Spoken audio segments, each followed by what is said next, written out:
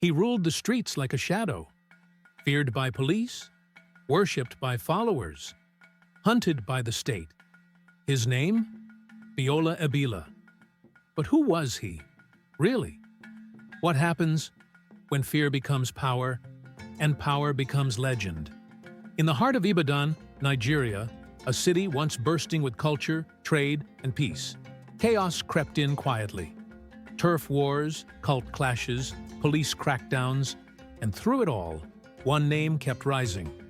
First as a whisper, then as a war cry. Biola Ebila. To some, a street king.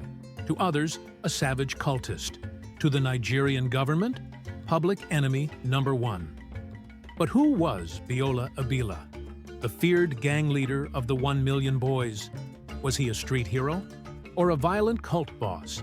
In Ibadan's underworld, names mean survival or death. And the name Ebila? It meant both. Every legend has a birthplace. Ebila's? Kudeti. Not just a slum, a crucible. A neighborhood where life is short, power is currency, and survival is earned, not given. A place where boys didn't grow up by age, they hardened. Ebila was born into this. Little is documented about his childhood, but we know one thing. He was forged in fire. The kind of fire only poverty, absence of governance, and violence can create. Imagine being 13 and having to fight just to walk to school, or dropping out because your gang leader offered you more money than a degree ever would. Would you choose books or bullets?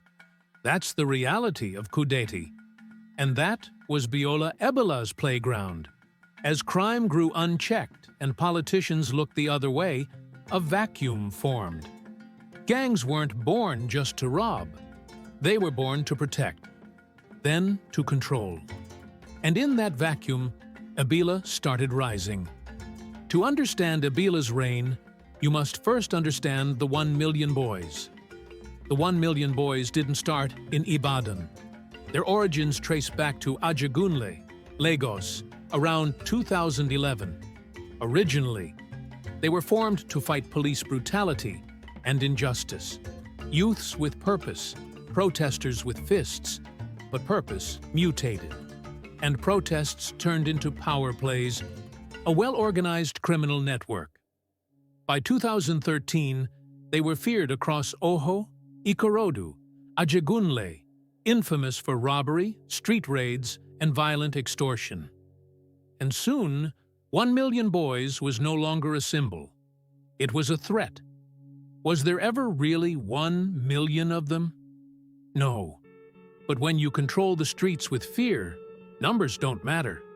The name did the work. As Lagos cracked down, members scattered. Some vanished. Some were jailed. But others? They found a new battleground. Ibadan. A city already bleeding from internal turf wars, weak law enforcement, and a vacuum of power. And in that chaos, Biola Ebila emerged, not just as a face, but as a fearsome force. Ebila didn't seize power. He absorbed it, street by street, from Kudeti to Idi Arere to Bira. He built his empire, not with speeches, with violence, with loyalty, with cash. In Ibadan, street power is political power. If you control the streets, you control the parks, markets, land deals, and even votes.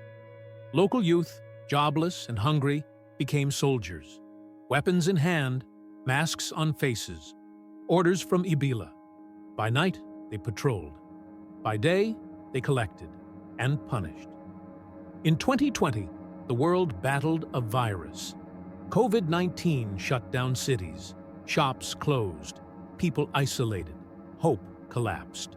And the 1 million boys unleashed chaos. While the world feared a virus, Ibadan feared something worse. As the city slept, they prowled. The boys attacked homes, robbed shops, and brutalized anyone who resisted. Residents lit bonfires, created vigilante teams. Mothers hid their sons, but no one felt safe because the whispers kept spreading. Ebila is untouchable. power has enemies.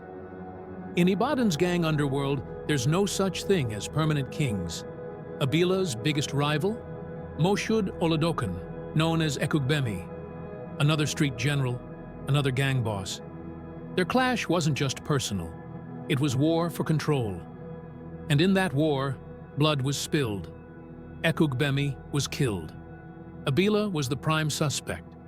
And suddenly, the state government woke up. Ebila was no longer just a name on the street. He was on the most wanted list. And the hunt began. But how do you catch a man who knows the system, and maybe even controls parts of it? Ebila evaded capture multiple times, allegedly tipped off by insiders, possibly even politicians. For months, Ebila vanished like a ghost, yet still ruled, still collected, still killed. On July 12, 2020, the ghost was found. In Kudeti, a hideout was revealed. A joint task force moved in. Guns, chaos, blood. Ebila tried to flee through the riverbed of Kudeti, but this time, he didn't escape.